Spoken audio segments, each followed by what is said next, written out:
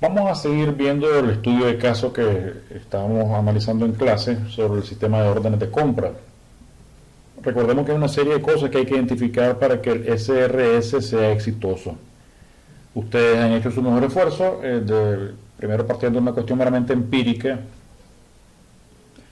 para ver cuáles son los requerimientos que el usuario tiene, qué se le puede poner, qué cosas no se necesita, y este proceso es sumamente importante en la definición del proceso porque sirve para afinar todos los detalles que el usuario final conoce de la aplicación, y muchas veces el mismo usuario final, previo a la realización del software, pues depura pasos que a veces son redundantes o cosas que no son necesarias, y con el sistema pues logran ser automatizados. Entonces es un proceso sumamente importante que hay que estar de la mano con el usuario.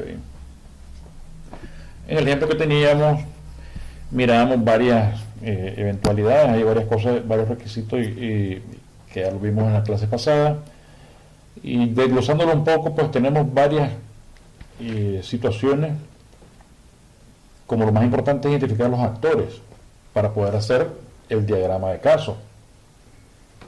En este estudio pues, de caso para la aplicación de compras, le vamos a llamar OSO a esta aplicación, que es un Office Supplies, para órdenes de compra de productos de oficina, ¿verdad? Primero tenemos que ver un login. ¿Quiénes son los actores del login? Pues el purchase, el comprador, el department manager, el purchase manager, que es el jefe que autoriza y el que rechaza las órdenes de compra. Independientemente de quién sea, pues todo el mundo va a hacer login, y obviamente pues si entra a sus credenciales puede hacer clic para cancelar la operación o hacer login para ver qué hay ahí, previa validación de que los datos sean los correctos. Esto ya somos nosotros como informáticos lo que lo estamos viendo. El usuario no tiene idea todavía de esto ya. O sea, él no tiene todavía idea de esto porque esto es en base a la lista de requerimientos y las pláticas que hemos tenido con ellos.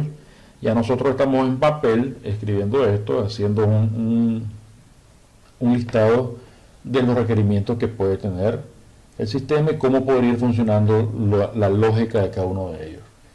De esto se va a desprender muchas cosas. Primero se va a desprender, como les digo, la identificación de los actores, qué es lo que van a hacer cada quien, qué rol van a tener, cómo los vamos a llamar.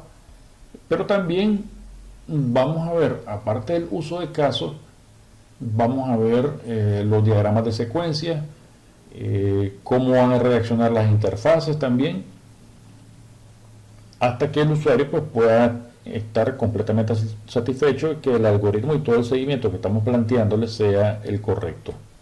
Ya después de eso pues hay que hacer las clases, podemos hacerla en C#, que es el lenguaje que hemos estado trabajando, y vamos a usarlo en Visual Studio para que generemos en sí el sistema.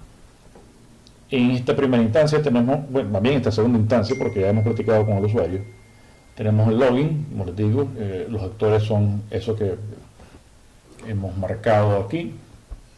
Después tenemos el catálogo de proveedores, igual, solo que la descripción en este caso es que los usuarios pues, van a ver el catálogo de productos una vez que entren, tal y como pusimos en el documento del Notepad que ustedes ya han estado estudiando, ¿verdad? O sea, una vez que el usuario haga login, pues el primero que le sale en pantalla es el catálogo de productos. Vamos a ver el nombre del proveedor, supply name y categoría y descripción de costo. Podemos describirlo, deberíamos de poder hacer filtros por varias cosas, por proveedor, por tipo de categoría, etcétera, ¿verdad? Hasta hacer un filtro podría ser desde el ítem más caro hasta el más barato o viceversa. Otros actores que tenemos aquí, bueno, tenemos el Department Manager también. Déjenme ver, ya había mencionado, ya lo he mencionado ahí. En el proceso que se ha involucrado aquí el purchase request, o sea, hace una orden de compra, la solicitud de compra. Llega el hombre y es lo que le llamamos el wish list, o sea, como la lista del niño Dios, la lista de Santa Claus, o como lo quieren llamar ustedes. ¿Y por qué se llama un wish list? Bueno, porque aquí el hombre viene y la persona que quiere hacer la solicitud pues pide cualquier cantidad de cosas, pero usualmente los gerentes se encargan de desbaratarnos nuestros sueños y tachan la mayoría de las cosas que pedimos Y es como les decía, pedimos un PlayStation 4 y nos regalan un Game Boy. Así de simple. Entonces la descripción es que el comprador pues selecciona los ítems en la tabla y da clic para agregarlo en su carro de compra. En una tabla separada debe mostrar los ítems del carrito, ¿verdad?, de compra y el costo. O sea, eso hemos gastado, tanto llevamos, tanto tenemos. ¿Por qué? Porque después, en lo que se llama el Department Purchase Request, el Department Manager, el hombre hace una selección de los ítems a comprar e igualmente crea su propia lista de elementos. Él puede agregar o quitar, puede ver allí. Pero la parte triste del asunto es cuando el hombre viene y hace un request review, o sea, hace la revisión de la solicitud de compra, y el Department Manager pues tiene la potestad que ver la lista de lo que estamos pidiendo, y aquí el hombre decide cuál se aprueba y cuál no. Y recordemos de que según lo que hemos venido escribiendo en nuestro pequeño SRS, pues es requisito que el hombre justifique el por qué se niega una solicitud, y también muchas veces se justifica o solamente se hace mención por qué se aprueba tal producto para la compra. ¿Esto por qué? ¿Por qué esta negatividad o esta cuestión de probar o rechazar? Bueno, porque hay que llevar un tracking o un control de gastos, pues, que es el track spending, el rastreo de lo gastado, pues, porque el Department Manager al final y al cabo tiene una responsabilidad, que es pues llevar a feliz término y en feliz cumplimiento de acuerdo a lo presupuestado por la gerencia administrativa y financiera, y que no nos excedamos en gastos en cosas innecesarias y fuera de tiempo. Eso siempre es así. Aquí quisiéramos pedir de todo, todos queremos mandar un BMW, pero ahora llegada nos dan una carreta. Eso sí pasa, es cuestión de gastos. Entonces aquí básicamente el Department Manager pues ve una lista de los gastos totales mensuales y empieza a cotejar si se están ajustando o no al presupuesto. Eso sale también en la parte media del documento que estuvimos discutiendo en clases. Luego viene el mantenimiento de catálogo o Maintaining Catalog, que lo hace el Purchase Manager. Y fulano pues tiene la potestad de actualizar la información de los productos, agregar productos, marcarlos como descontinuados, etcétera. O sea, él está al tanto de ese asunto. Luego, el item checks, el item check-in, da de alta, pues, básicamente. Cuando se da de alta, cuando se reciben los ítems, pues el hombre, el Purchase Manager, que es nuestro héroe en este caso, aquí, en esta sección, pues le pone una etiqueta que en nuestro ejemplo le pusimos fulfilled. En la vida real se le puede poner cualquier otro tipo de cosa, ¿verdad?, para decirle que ya fue recibido y pues ya está siendo procesado. Se coloca la orden. Eso cuando en el caso que ya sea recibido, solamente estamos identificando los actores y sus funciones, no es propiamente dicho en la secuencia lógica del asunto, solo estamos identificando los actores, los nombres y sus descripciones, para que no enredemos el asunto de la colocación de orden de compra, pues, porque podrían decirme, pero ¿cómo el Project Manager, el Purchase Manager va a dar de alta algo que todavía no ha recibido? Solamente estamos identificando, vuelvo y repito, los actores, sus nombres y sus descripciones, ¿verdad? ¿Qué es lo que está haciendo ahí? En la colocación de orden, pues, el sistema, que es el Supply Vendor Processing App, pues se encarga de verificar la cola de las órdenes y asignarlas al vendedor respectivo. Recordemos que usualmente se da que el primero que llegue, pues, es el que tiene la prioridad, a menos que sea una cuestión gerencial y se pueda cambiar ahí. Ok, llegó el gerente, el dueño de la empresa, y quiere que se le compre un juguete para el niño, pues se le compra el juguete para el niño y se le da prioridad y se acabó. Pero en realidad todo el mundo entra en cola y eso lo hace el sistema. Ok. Vamos a ver qué pasaría, cómo se vendría comportando la aplicación esta ya en términos de diagrama.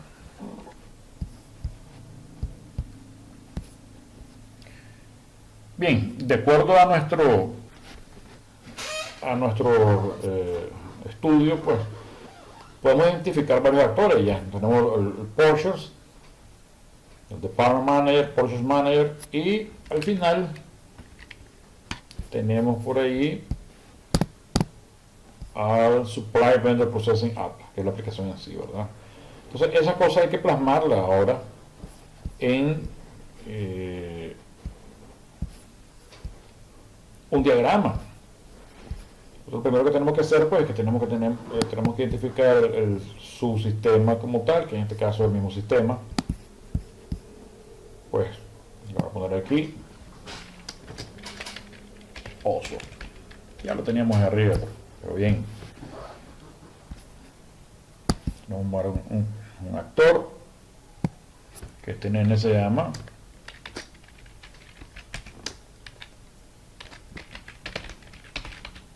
Porsches. Este es el comprador, ¿verdad? Vamos a hacer esto para acá. Un poquito más chiquito. Este es un comprador. Ok. Tenemos también el Department Manager.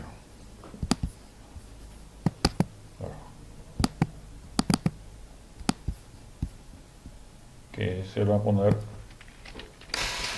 Department Manager. Ok.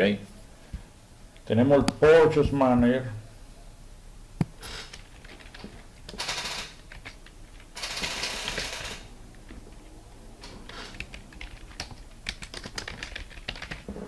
Purchase Manager, y tenemos también, pues en sí, el Supply Vendor Application. Supply Vendor Application. Vamos a poner ahí. Ok. Cada uno de estos tiene ciertas funciones. Todos partimos de hacer login, según lo que hemos estado observando, ¿no? Esto podríamos hacerlos todos más pequeños, si quisiéramos. Vamos a hacerlo un poquito más chiquitos. Y pues, de que se vean un tanto más legible. Por aquí. Este por aquí también. Y pues listo. Ok. Entonces, lo primero que hacemos aquí. Todos parten del login. Ok. Entonces, a partir del login,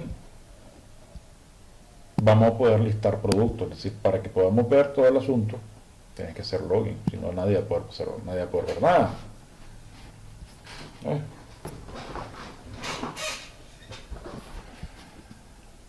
Agarramos esto y pues lo ponemos aquí, lo asociamos con este de aquí.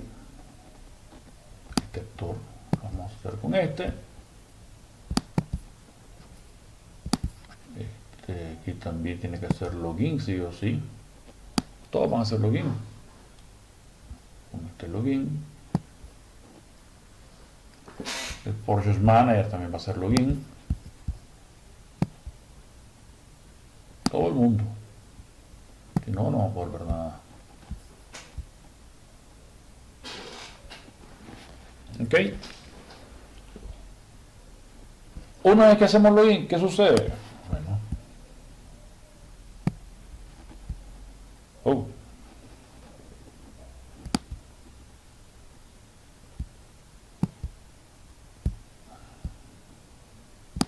Espérame que esto es medio engorroso estar con esta cuestión aquí. Una vez que hacemos login, pues esto, ya una vez que estamos en el sistema, vamos a poder ver el catálogo, ¿verdad? Esto es parte de las posibilidades de cada uno de ellos. No tenemos que confundir esto con un diagrama de la toma de decisiones, este tipo de cosas, todo eso. Todavía no hemos llegado a esa parte. Ok. Este que está aquí.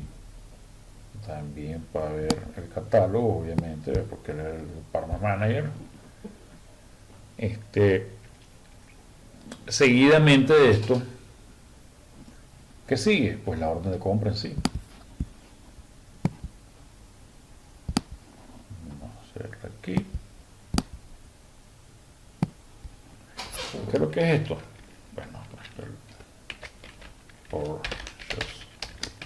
request. Ok. De igual manera va a ver su solicitud, pues está yendo con su carrito y toda la cosa, cómo va quedando y todo el mundo qué lindo, ¿verdad? Pero también el Department Manager tiene que ver eso, porque es el que lleva el control de todo el asunto. Hay que estar claro del SRS qué es lo que está haciendo ahí.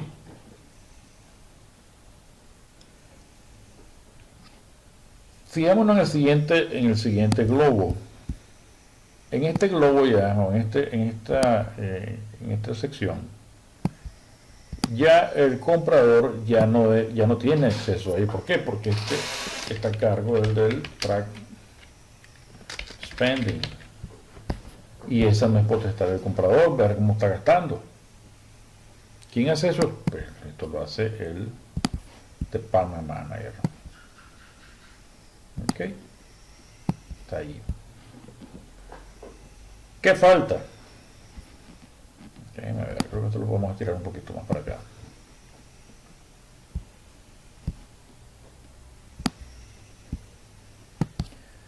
¿Qué falta aquí, mis muchachitos?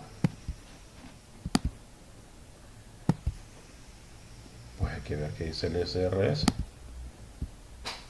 Y dice de que hay que mantener el catálogo. ¿Quién mantiene el catálogo? El Purchase Manager. Bueno, entonces hay que poner aquí un globo donde nos diga que este hombre va a mantener el catálogo.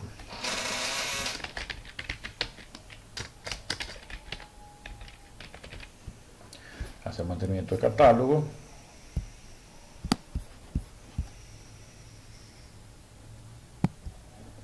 Ahí está. También le da de alta, ¿verdad?, a los productos comprados. Eso dice este muchacho. Vamos a ver.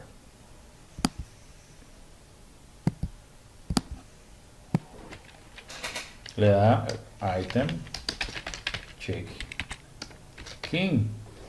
Todo esto lo estamos haciendo porque ya hicimos, ¿verdad?, la tabla que mostramos en PowerPoint. Y estamos viendo cómo va funcionando la lógica del asunto. Ok, le da el check-in. Y al final y al cabo, ¿qué tenemos? Pues que se completa la orden. Este es el diagrama general del uso de caso. ¿Ok? Por supuesto, cada uno de ellos puede tener subsistemas, donde cada uno de estos pues, va a mostrar sus propios actores y sus propias particularidades. Pero, en general, lo que estamos viendo aquí es el diagrama de caso de uso. Y así se plantea. Bien, después de haber hecho el diagrama del caso de uso, en su parte más general, pues ahora toca buscar cualquier relación que pueda existir entre los casos de uso en particular, ya en lo más específico. Hay que recordar que cuando un caso de uso incluye otro caso de uso, que eso es lo más típico, pues el caso de uso que se incluye necesita correr como una condición previa. Es decir, no puedes correr un caso de uso sin haber eliminado o haber quemado todas las etapas previas a él, pues, o sea, eso no se puede. Para el ejemplo del caso de uso que tenemos aquí, vemos el inicio de sesión. El inicio de sesión es algo que siempre se da en todos los sistemas, entonces puede ser algo reutilizable, ¿verdad? Y de esa manera lo vamos a enfocar ahorita. Vamos a hacer una relación para este caso, donde vemos el catálogo de suministros y también el tracking de los gastos, ¿ok? Como un pequeño ejemplo. Es que lo que hacemos aquí, pues vamos aquí. Que se hizo ahí, y tenemos pues el login, ¿verdad? Y tenemos, a ver,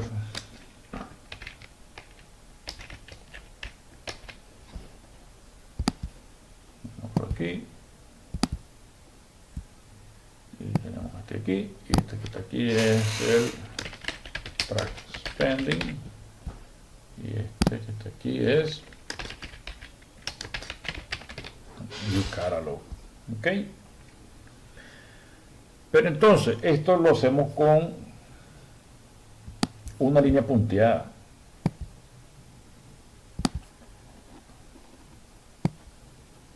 ¿Qué se hizo esto, hombre? Porque no lo veo.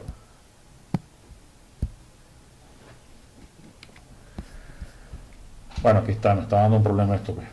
No sé por qué no salía la rayita esta dibujada, pero aquí está. Pues entonces lo que tenemos aquí, el track spending, pues tiene incluye también el login y el view catalog.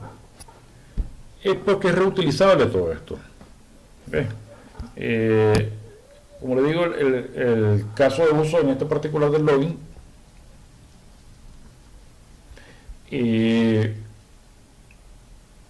puede ser reutilizado por uno o más casos de uso, ¿ok? Pero eso se plantea de esa manera también. En el caso de uso de la aplicación uso, pues el login, el caso de uso del login, también va a ser incluido dentro del track spending, ¿ok? ¿Qué es lo que estamos planteando aquí? Entonces, esta es una manera de representar de que otros procesos se pueden ir subdividiendo y van mostrando sus propias relaciones, sus propias particularidades, aparte del general que se encuentra aquí. Hay otro tipo de relación contraria, diferente a la que es descrita en el caso anterior, que es incluida, que se llama extendida. Ahora, la relación extendida existe entre dos casos de uso, cuando, dependiendo de una condición dada, pues en un caso de uso se extenderá. Por ejemplo, en el comportamiento del caso de uso inicial, en la aplicación que estamos viendo, que le llamamos OSO, cuando un gerente realiza una solicitud de compra, puede indicar que solicitará también una compra para el departamento. En este caso, el uso de la solicitud de compra del departamento, el caso se convierte en una extensión del caso de solicitud de compra. Es decir, primero viene el comprador y hace la solicitud, pero después decide el gerente, a ver qué se hizo, el gerente del departamento, pues de que también va a comprar. Entonces se hace una extensión de eso. Entonces a eso se llama una relación extendida. ¿Ok? Entonces, repito, la relación extendida existe entre dos casos de uso cuando, dependiendo de una condición, un caso de uso se extenderá. ¿Ok? En nuestro ejemplo se da cuando el gerente también realiza una solicitud de compra. ¿Ok? Para el departamento. Ya la orden está abierta, pero el hombre decide en el momento de revisar meter nuevos datos, porque él tiene la potestad de hacer solicitudes y de hacer arreglos a la orden de compra. En nuestro ejemplo sería aquí tenemos la solicitud, ¿verdad? Y aquí tenemos, vamos a copiar este mismo también aquí, que es el mismo color.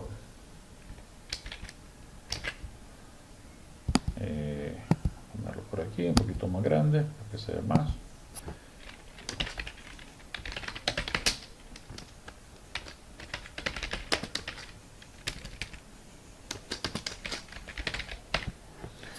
Ok, y es un tipo de relación extendida.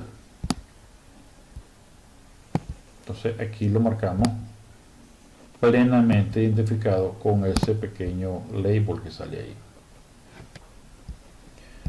Podemos ver entonces, muchachos, de que después de analizar bien, para que vaya agarrando sentido lo que es el CRS y todo este asunto, pues de que analizar todos los requisitos del sistema y los casos de uso, que para eso sirven estos diagramas, pues uno puede hacer que el desarrollo del sistema sea más manejable. ¿Por qué? Porque uno puede subdividir la aplicación y desarrollarla en fases.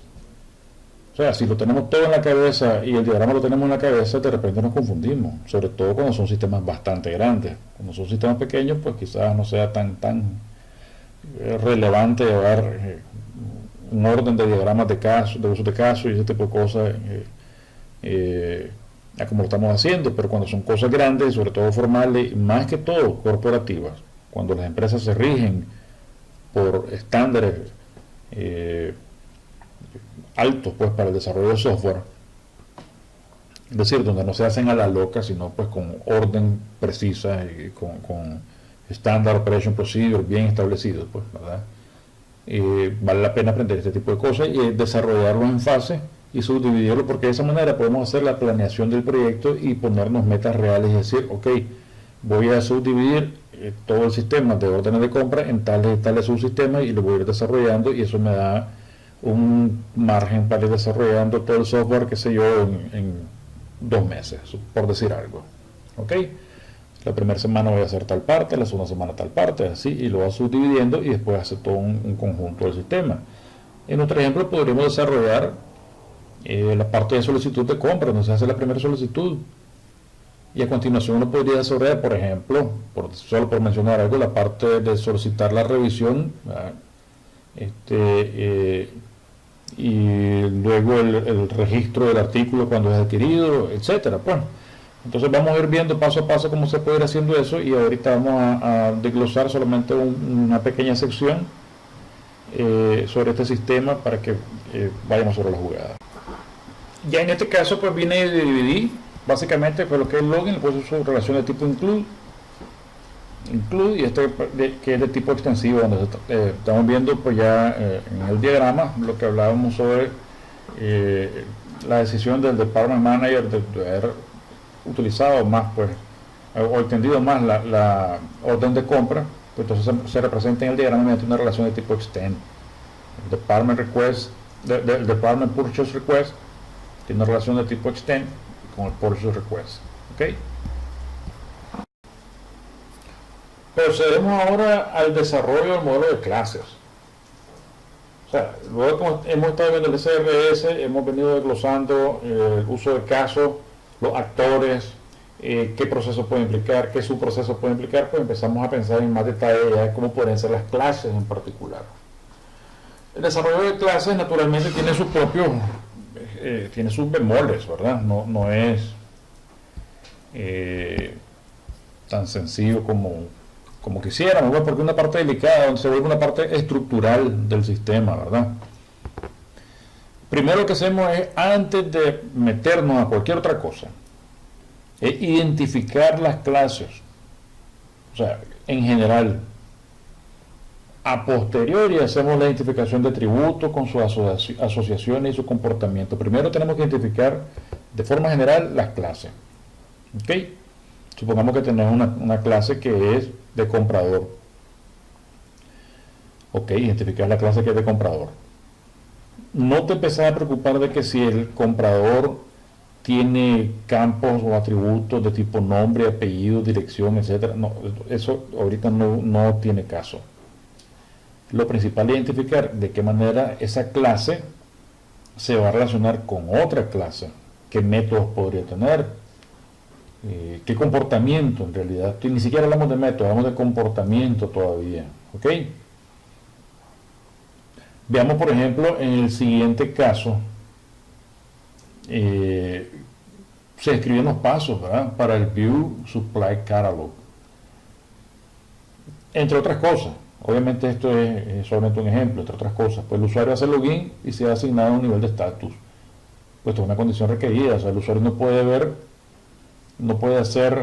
el catálogo ni hacer un submit de una compra o un purchase request, una solicitud de compra en realidad, no una compra, una solicitud de compra sin haber estado logueado, ¿verdad?, y sin tener la potestad suficiente como para hacerla. No todos los usuarios de la empresa van a poder entrar a este sistema y hacer solicitudes de compra, sino solo aquellos que tengan un estatus claro y definido previamente. Esto es una condición requerida, o sea, eso es prerequisito. Una vez que entran, pues los usuarios pueden ver la lista de productos en el catálogo con sus detalles. Cuando digo detalles, estamos hablando de sus nombres, sus formas de presentación, los proveedores, la cantidad, el costo, etcétera. Ahí podemos hacer filtros por categoría. Es decir, si tenemos 200 categorías de productos, pues no me interesan todas, solamente las que quiero y se acabó. ¿Ok? Bien. Para el desarrollo de modelo de clase, pues lo que hay que hacer, como les digo, primero generar, como decía en la diapositiva anterior, partimos identificando las clases. ¿Ok? Y lo que tenemos aquí son candidatas a clases. No es que todo el mundo va a hacer clases aquí, sino que estamos depurando, escribiendo en papel, en un documento, qué sé yo, pues, pero todavía no estamos haciendo nada en Visual Studio ni en ningún otro tipo de software para generar clases y hacer las clases como tal, sino lo que estamos viendo es cuáles van a ser las clases candidatas y cuáles de esas van a dejar de existir o van a morir o ni siquiera van a nacer, pues, porque vamos a depurar. Para eso nos vamos a referir a los usos del caso respectivos. Digamos, tenemos el login. Bueno, tenemos un candidato de clase que puede ser el username, password, si es exitoso o si es fallo. Eso si es exitoso o es fallo es básicamente funcionalidad, ¿verdad? Pero estamos hablando en términos generales. Sucesivamente para el resto de los usos de caso. El view supply catalog, tenemos user, pero tenemos también user arriba. Tenemos catalog table, list of supplies, information, supply name, category description, cost, etc. El purchase request, de la solicitud de compra, tenemos un purchaser, o sea, el comprador, items, el card, ya tenemos card arriba también, el number, el item request, que es básicamente el item, el costo, el total cost, el department purchase request. Y finalmente tenemos en este ejemplo el department purchase request. Tenemos el department manager, que es un actor, tenemos un items, ya tenemos items también arriba, tenemos card arriba, number también tenemos arriba, y una serie de cosas. Entonces, de toda esta lista que tenemos aquí, de estos candidatos de listas, pues venimos depurando, y luego que hemos identificado todas las candidaturas de clases, pues necesitamos eliminar las clases que impliquen redundancia. ¿Ok? Entonces eso hay que hacerlo, si no hacemos esa depuración, pues se va a volver un monstruo horrible y va a empezar a patinar por todos lados porque es redundante. Por ejemplo, mencionar algo, pues una referencia a los ítems y a la línea de los ítems donde se representan como tal en el listado, pues estaremos hablando de la misma abstracción, pues. Podemos eliminar las clases que representan los atributos en vez de objetos. Recordemos, estas son candidatos a clases. Digamos en la primera parte donde es el login, esto no sería una clase en realidad, esto sería también una funcionalidad. Entonces eso lo eliminamos como clase, no va a ser una clase en sí, sino que va a ser pues un método, ¿verdad? Entonces este tipo de cosas que se vuelven varias o generalizaciones de otras clases, pues hay que eliminarlas y filtrarlas. ¿Ves? Vamos a ver ahora entonces cómo quedaría la depuración de esta primer. Bien, ahora ya una vez que hemos filtrado e identificado pues las posibles clases, todo esto sigue siendo tentativo, ¿verdad? Recordemos que siempre estamos en comunicación con los usuarios y ellos nos van a retroalimentar constantemente. Y es muy común de que el usuario se aparezca y diga, ¿sabes qué? Se me olvidó explicarte que hay el proceso tal cosa para hacer tal cosa. Entonces ya te altera todo el asunto. Entonces todo esto es tentativo. ¿Ok? Entonces tentativamente nosotros tenemos ahorita pues ya identificadas varias clases a partir de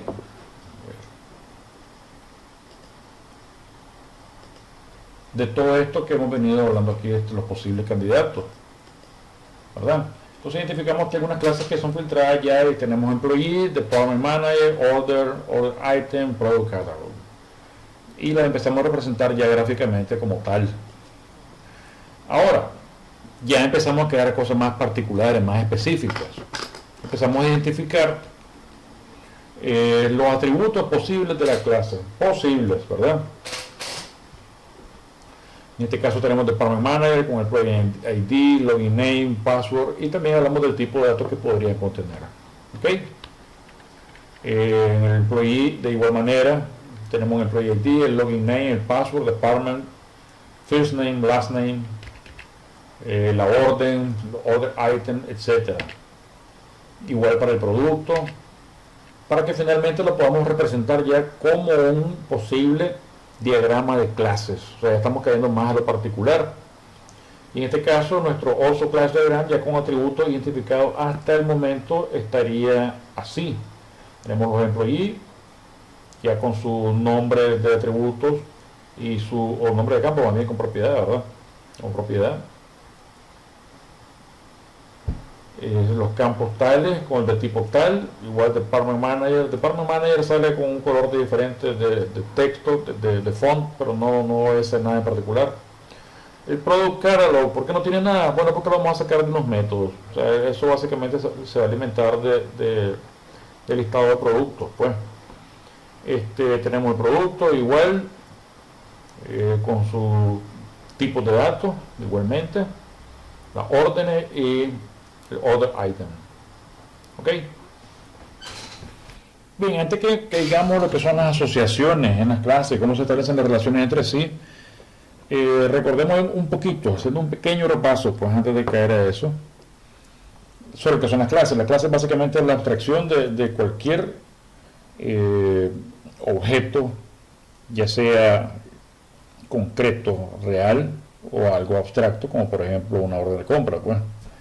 Y lo representamos de manera de clase mediante campos y atributos. Aquí puse methods y methods. Y a su vez tienen funciones, es decir, básicamente la clase tiene tres partes en este momento, ¿verdad? Tenemos el nombre de la clase. Usualmente hay una cierta convención de nombre, mucha gente la pone con C mayúscula, el nombre de la clase en mayúscula, la primera letra, o pues se pone solamente en mayúscula.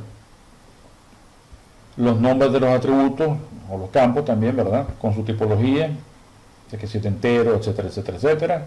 Y los métodos, que son las funciones, que es lo que va a hacer la clase en sí, ¿verdad? Esto puede representar, como les digo, puede representar personas que tienen atributos en común y personas también que tienen atributos diferentes. Por ejemplo, yo podría tener una serie de empleados que son civiles y otros que son, por ejemplo, militares. Es un ejemplo que les ponía yo a ustedes. Todos tienen en común que tienen nombre, dirección, apellido, correo electrónico, etcétera, etcétera, etcétera. ¿Qué es lo que los diferencia? El tipo de empleado, si es un tipo de empleado civil o tipo de empleado militar. Entonces eso podríamos hacer de esta clase, que sea una clase base, la clase de empleado, y crear algo que se llaman subclases. Pues a mí no me gusta llamarle subclases porque realmente son clases, pues, que hereden propiedades en común de la clase base, ¿verdad?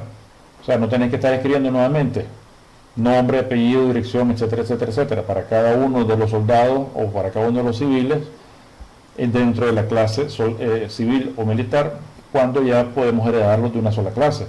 Entonces ahí podemos ver, a manera de repaso, que estamos aplicando herencia y estamos aplicando polimorfismo. ¿Polimorfismo por qué? Bueno, porque esta clase base, a pesar de que tiene un método que es de tipo de empleado, las clases, las subclases de ellas, o las que lo hereden, van a tener métodos que son de tipo override, que va a agarrar y se van a ver particulares al tipo de empleado en cuestión. Si el fulano es militar, bueno, pues qué cargo desempeñe, quizás que si es artillero o que si es, qué sé yo, pues las cosas diferentes que tengan los militares. Y si es civil, bueno, que si es ingeniero, que si es arquitecto, que si es contador, etcétera, lo que sea. Pero ese método va a venir y va a aplastar el método de la clase madre, porque le hace un override. Entonces va a valer más el método de la subclase que el método de la clase madre en ese sentido. ¿Qué es lo que nos ahorramos con eso? Pues como les digo, que heredamos básicamente todas las propiedades de una clase madre. No tenemos que estar creando n clases por n objetos, sino que tenemos una y solamente heredamos, y la diferencia se da en el override. ¿Ok? Ahora, las clases muchas veces pues, por notación se pone si es positivo aquí o negativo, eso indica su visibilidad. Es decir, que si los campos o las propiedades de ellas van a estar expuestas o no. Si son positivos, usualmente se representa como algo público. Si se le pone la rayita de negativo, el símbolo de menos, pues entonces son privadas a la clase. También si se le pone el símbolo de numeral, pues significa que son protegidas o protectas, ¿no? Y esos métodos solamente trabajan en ella y las subclases. ¿Ok? Y hay un menos común que es el package, que en realidad no voy a entrar en detalle en ese porque pues, es menos, yo no lo he utilizado mucho en realidad, sería mentirles ahí. ¿Ok? Usualmente, lo que sí me topo frecuentemente que el uso de clases, obviamente con sus componentes privados aquí, con sus componentes públicos y naturalmente con sus métodos expuestos para ser utilizados, ¿verdad? Posteriormente a eso viene el tipo de relaciones que pueden tener las clases. En el caso que le estaba hablando de los soldados y el tipo de empleado, por ejemplo, y si es un soldado o si es alguien civil, pues lo que estamos haciendo es una asociación. Voy a poner otra clase por aquí para que lo vean bien. Entonces, veamos el ejemplo de estas clases. Tenemos una clase de tipo empleado, que todos tienen nombre, last name, address, email, zip, city, state. Igual, independientemente que si un empleado es civil o militar, pues el hombre tiene un nombre, tiene un apellido, una dirección, un email y todas estas cosas que son comunes a todas estas subclases. ¿Ok? ¿Qué es lo que lo hace diferente? El tipo de empleado. Dentro de employee hay un método que puede definir el tipo de empleado, ¿verdad? Pero como aquí hay una asociación entre este y este otro, o sea, en una subclase y la clase, no necesitamos tener todos los campos descritos en la clase de employee, sino solamente marcar la diferencia a través de un método que es override del tipo de empleado. En este caso, si el empleado es militar, pues entonces aquí podrá poner las diferentes características del empleado, pues. O sea, que si es fusilero, que si es artillero, etcétera. En el caso del civil igual. El civil, de igual manera, pues tiene un nombre, un last name, un address, un email, etcétera, etcétera. Pero a su vez, él tiene sus propias particularidades. Si es civil, trabaja, pues, tal vez es contador, tal vez es el administrador, etcétera. Entonces la clase, esta se vuelve una clase, un domain class, una clase base, una clase dominante, y estas se vuelven subclases que heredan todas las propiedades de esta clase y marca la diferencia, como le digo, haciendo un override del método que aparece en la clase principal. Este proceso entonces de poner las cosas así, de clases y subclases, muchas veces se le llama un proceso para no repetirse, y en realidad eso es lo que se persigue. Evitar estar repitiendo y repitiendo los nombres y atributos y campos en todas las clases, cuando en realidad se puede poner en una sola y se puede heredar al resto, ¿verdad? El tipo de relación aquí, pues naturalmente es de asociación. Las clases militar, civil, están asociadas a la clase employee como una clase base, y es a través de ella de que se va a retroalimentar las subclases, ¿verdad? ¿Quién define todas las reglas del juego? Bueno, básicamente esta clase. Sin embargo, como le digo, en lo particular, ellas pueden tener no solo un override de esta función, sino que pueden tener sus propias funciones que se van a ir asociadas a ella. ¿Ok? Por ejemplo, incluso esta misma puede tener otra subclase asociada a esta misma, que podría ser, qué sé yo, que si es ingeniero civil, bueno, entonces se le da un cierto tipo de uniforme, casco, chaleco, protector, etcétera, y esto a la vez se vuelve una subclase de esta. ¿Quién es la madre de todas? Pues la clase employee. y enseñando la herencia, la asociación. ¿Por qué se dice polimórfica entonces? También porque también ella va tomando diferentes formas a partir de una clase base. Hay encapsulamiento porque aquí todas estas propiedades son privadas, no son públicas, ¿verdad? Y eso provoca también abstracción en esto, pero son propiedades privadas. Es decir, yo no puedo ver en detalle qué es lo que está aconteciendo dentro de esta clase, ¿verdad? Porque puedo instanciarla, pero no sé en realidad qué tanto eso es público o es privado. O sea, yo podría tener aquí otros campos incluso que sean públicos y yo jamás me daría cuenta que lo que está pasando dentro de lo privado, no lo miraría. ¿Ok? Hay otro tipo de relaciones que me gustaría que investiguen, que bueno, en teoría ustedes ya lo deberían haber investigado, que es multiplicidad, y todos los tipos de relaciones que pueden haber dentro de las clases representándose en UML. ¿Ok? Las relaciones pueden ser igual, similar a las bases de datos también, pueden ser de 1 a muchos, de 0 a muchos. Por ejemplo, volviendo al esquema, al ejemplo que tenemos, a ver, digamos employee order. Es una relación que puede ser de 0 a muchos, porque puede ser que el empleado, hay una asociación pues de que el empleado jamás haya hecho una orden y existe perfectamente la relación. No necesariamente tiene que ser de 1 a muchos, o sea, no obligatoriamente tiene que tener 1 a muchos. ¿Ok? Entonces me gustaría que investiguen al respecto para que posteriormente sigamos hablando sobre lo que son ya la definición de las relaciones de cada clase, como van a estar definidas en este diagrama, y sobre todo los diagramas de secuencia, que es muy importante ver cómo ir quedando, y también el manejo de interfaces, los diagramas para manejo de interfaces. Con esta parte me despido de este video, espero que les haya sido útil y que les haya aclarado algunas dudas que tengan al respecto, pues que estamos en contacto.